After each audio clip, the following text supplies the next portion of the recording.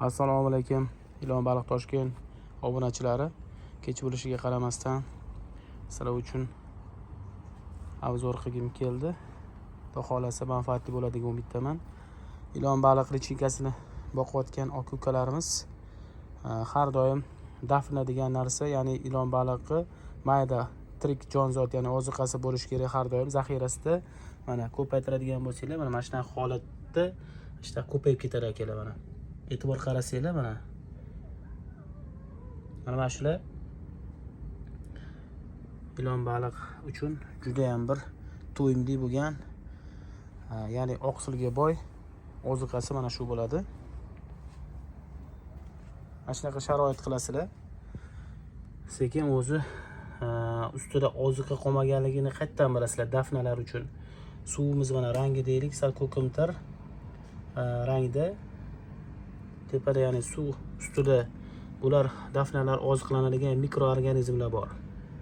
O'sha mikroorganizmlar bilan oziqlanishadi mana shu dafnalar.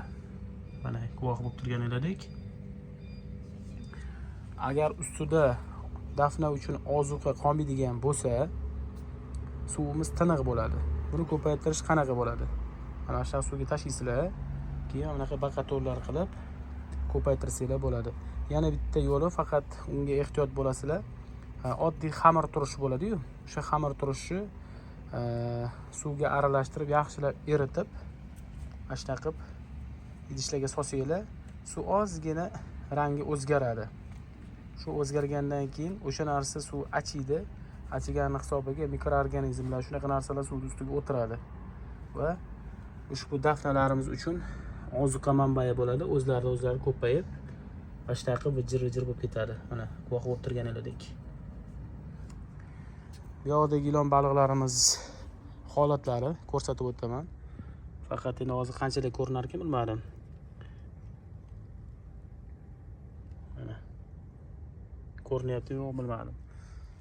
Akalar, kimga lichinkalar kerak bo'ladigan bo'lsa, ya'ni ushbu bunaqa kattaligi emas, hali bu sotuvga tayyor emas. Ikradan chiqqaniga 5 kun 6 kunlik lichinkalar kerak bo'ladigan bo'lsa, ulgurib qolinglar. O'sha bizda sekin tugashishni boshlayapti. Yarimidan ozgina o'tdi. Ushbu ko'limizdagi ilon baliqlarimiz bari endi chamamda qancha soni borligini bilaman. Donasigacha, qancha kilosigacha borligini bilaman. Ushbu ilon baliqlarimiz yarimidan ko'pi уже ikra tashab lichinkalari ochib chiqdi. Sotadiganimiz sotib, o'zimiz mana bunaqa joyga tashab, ko'paytiradiganimizni ko'paytirib oldik. Xudo xolasa endi yana ozgina qoldi. Qolganini ham ulgurib olinglar. Keyin men bilan shu ko'p odam, ko'pchilik telefonda maslahat olyapti. Qo'limdan kelgancha maslahatini beryapman. Endi shu joyilari faqat boqadigan bo'lsanglar, tezroq harakat qilib olinglar. Mana shu may oyi va keyingi oyi 10-largacha ham harakatinglarni qilib tashlaydigan bo'lsanglar, tashlab olinglar. Keyin kech qolib ketib qolishinglar mumkin.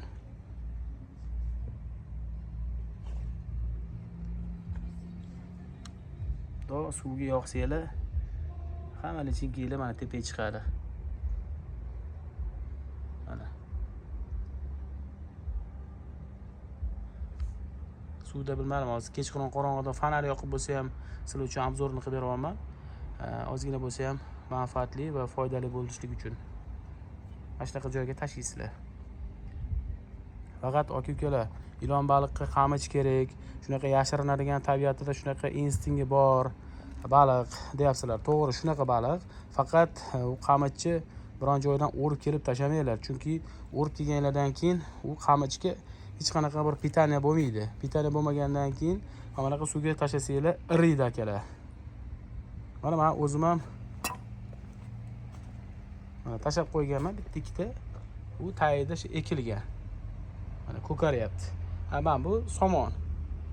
Bu somonni tashashdan oldin ham bitta yaxshilab issiq suvga uvitib, keyin tashlasanglar, suvingizni achitib yormaydi. Shunisiga juda ham bir e'tiborli bo'lasizlar. Akalar, xudo xolasa bugungi holatlar bilan sizlarni boxabar qilay dedim. Obuna bo'lmaganlar obuna bo'lishinglarni, like bosib, podpishka qilishinglarni so'rab qolamiz. Bu aytganimdek, lichinka olmoqchi bo'ladigan bo'lsanglar, tezroq harakat qilib ulgurib olinglar. Keyin qolmay qolsa keyin buyog'i aka joy tayinlab qo'ygan edim degan gap bo'lib qoladi.